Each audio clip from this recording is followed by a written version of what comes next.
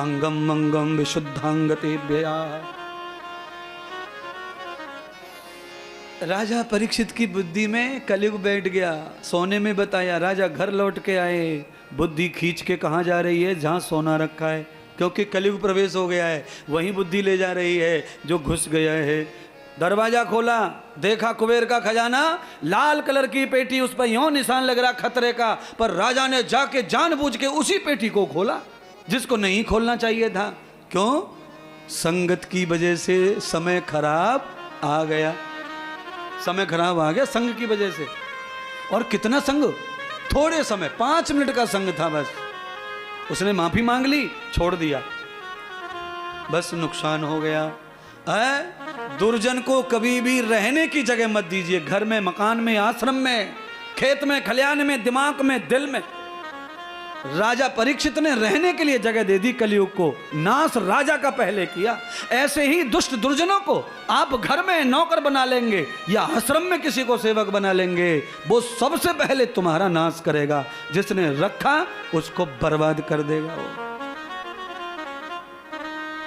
इसीलिए संभल के दास बनाओ, सेवक बनाओ, अपने बनाओ, संभल के अपने बनाओ। ये दुनिया स्वार्थी है, अपने स्वार्थों के लिए लोग कुछ भी करते हैं और बाद में उसी स्वार्थ को पाने के लिए अधिकार दिखाते हैं, फिर षड्यंत्र बताते हैं। ये कसाई हैं सुख के नाम पर। दयान भूतस्य कर्मो न जाताम। राजा परीक्षित घोड़े पे सवार हो गए और पेटी से मुकुट निकाल लिया, पहन लिया। कलयुग बुद्धि में घुस गया सोने के साथ। अब कलयुग कहाँ ले जा रहा है? जहां जहां उसके अड्डे वहां ले जा रहा है। हिंसा के लिए ले गया। दिन भर राजा हिरण के पीछे भागता मारने के लिए। हिंसा, पाप राजा से हो गया, शिकार हो गई। राजा को शाम होते ही प्यास लगी है, अब पानी नहीं मिलता राजा को। राजा के होठ सूख गए, मौत आ रही है। पानी पानी पानी पानी, अरे मेरे प्राण बचाओ। अकारण ही हम किसी की जान लेते हैं तो फिर हमें भी समय पर पानी पिलाने वाला कोई मिलता नहीं है। राजा को मिला नहीं। रात हो गई, चंद्रमा निकल आया, दिखने लग गया चंद्रमा की चांदनी से। राजा को दूर से कुटिया दिखाई पड़ी। राजा पहुंचे, देखा दरवाजा खुला हुआ है, एक ऋषि अंदर बैठे ध्यान कर रहे हैं। राजा ने आवाज लगाई, अरे महात्मा, मैं चक्रवर्ती सम्राट परीक्षित, मुझे जल पिलाओ। अब बताओ, ये कोई बोलने की बात है? जरूरत में भी पदवी बता रहे हैं। अरे बीमार हो, बाबूजी बाबूजी करो, डॉक्टर से तब आएगा वो, नहीं तो नहीं आएगा। मैं फलाना फलाना आया हूं, मैं बीमार हूं। सारी अकड़ को चुपचाप रख दो। राजा ने अकड़ नहीं, चक्रवर्ती सम्राट परीक्षित, मुझे प्यास लगी है, पानी पिलाओ महात्मा, मेरे होठ सूख रहे हैं। महात्मा तो हजारों वर्षों से समाधि में बैठे, उन्होंने सुना नहीं। राजा को गुस्सा आ गया, चक्रवर्ती अहंकार आ गया, क्योंकि राजा की बुद्धि में कौन बैठा? कलयुग।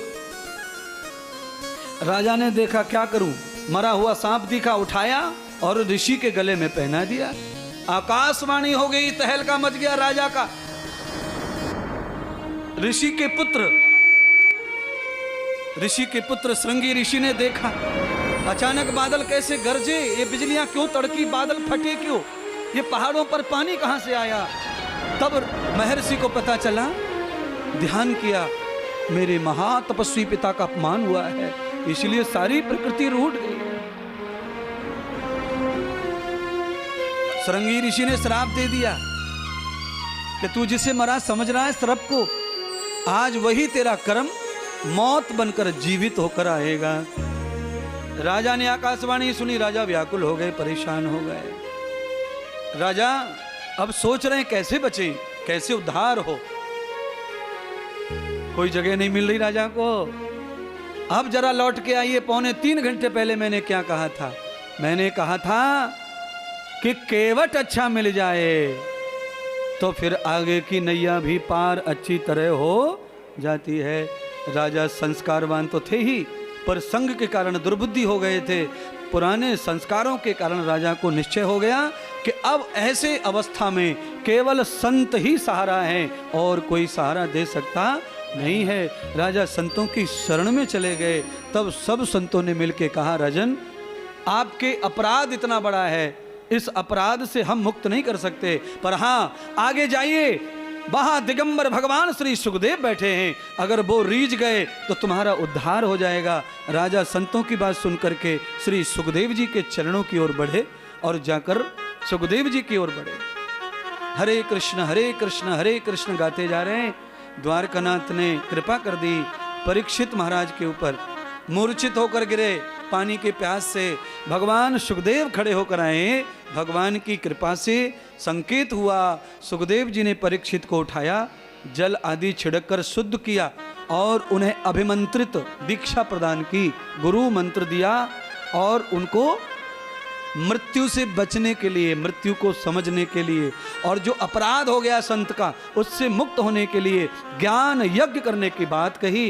राजा परीक्षित अपनी संपूर्ण संपत्ति आज ज्ञान यज्ञ में लगाने के लिए आतुर हो गए और शिष्य बन गए सुखदेव जी के। आज सुखदेव जी ने राजा परीक्षित को अपनी शरणागति ले लिया और कभी न मरने का वरदान दे दिया।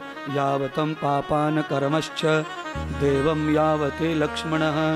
हे राजन, अगर आप ज्ञान भक्ति वैराग्य ये धारण कर लोगे तो मृत्यु का भय पूरी तरह समाप्त हो जाएगा और तुम्हारे पाप भी नष्ट हो जाएंगे।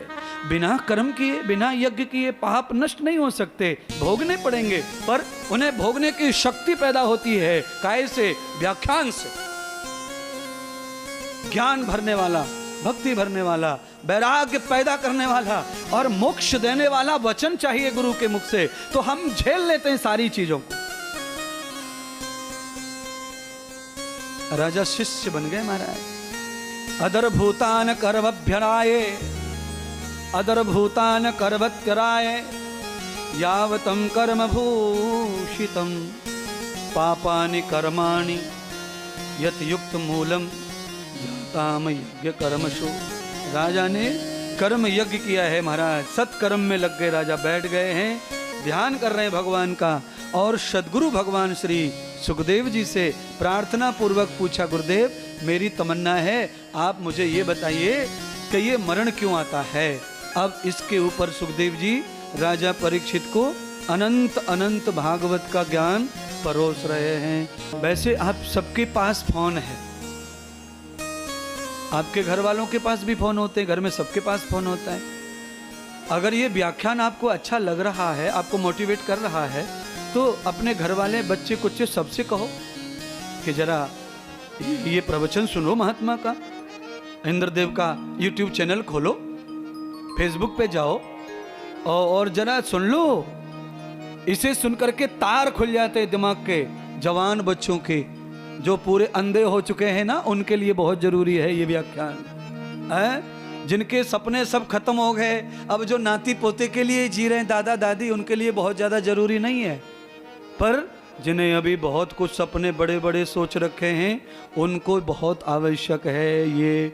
मैं कोई धागा गोली तावीज की कथा नहीं सुनाता, मैं कोई दूध दही चढ़ाने वाली कथा नहीं सुनाता, मैं कोई पीपल और बड़ नहीं पुजवाता किसी से, मैं तुलसी की परिक्रमा किसी से नहीं दिलवाता हूँ। मैं केवल इनकी रक्षा करने के लिए कहता हूँ। अद्भुत लीजिए, और समाज को, अपनी संस्कृति को और साथ में विज्ञान को बचाने से ही हमारा जीवन धन्य होगा। हम एक किसी मार्ग को चुन लेंगे तो ना ना ना, फिर नहीं बात है। अध्यात्म का मतलब ही विज्ञान है, साइंस के द्वारा ही जीवन को समझो। परमात्मा ने साइंस से ही संसार को बनाया है, ये शरीर भी साइंस से बनाया है ना, इसलिए तो ये साइंस से ठीक हो जाता है। काट दो, सिल दो, सुई बलाना ढिकाना, बायोलॉजी का प्रयोग कर लो, ये ठीक होता है क्योंकि विज्ञान से बना है।